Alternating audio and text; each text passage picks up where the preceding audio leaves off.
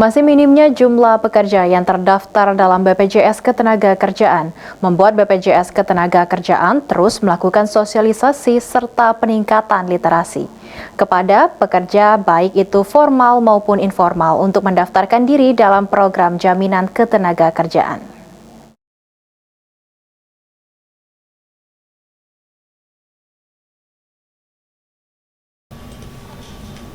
Sebagai jaminan tenaga kerja dan perlindungan sosial untuk seluruh pekerja tanah air, ternyata masih ada pekerja khususnya sektor informal yang belum mendaftarkan diri dalam BPJS Ketenagakerjaan. Di wilayah Sumbaksel sendiri, berdasarkan data Kanwil BPJS Ketenagakerjaan, jumlah pekerja yang mendaftar pada tahun 2025 ada 2,7 juta, dengan jumlah penerimaan iuran sebesar 3.410 miliar rupiah.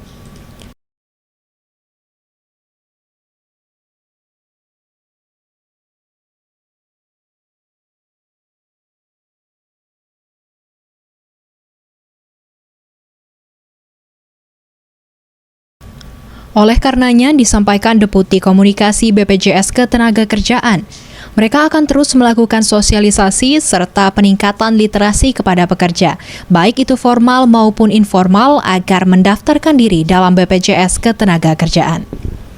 Sehingga nantinya kehadiran negara dalam hal perlindungan ketenagakerjaan bisa dirasakan oleh para pekerja.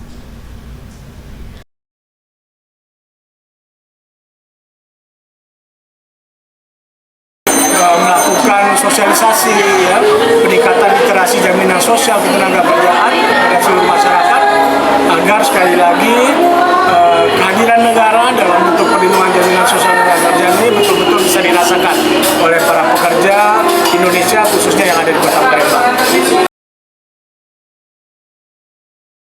Pada tahun ini, BPJS Ketenagakerjaan Sumbaksel menargetkan 3,8 juta pekerja mendaftar sebagai peserta, dengan penerimaan iuran sebesar 3.550 miliar rupiah. Tim Liputan PAL TV.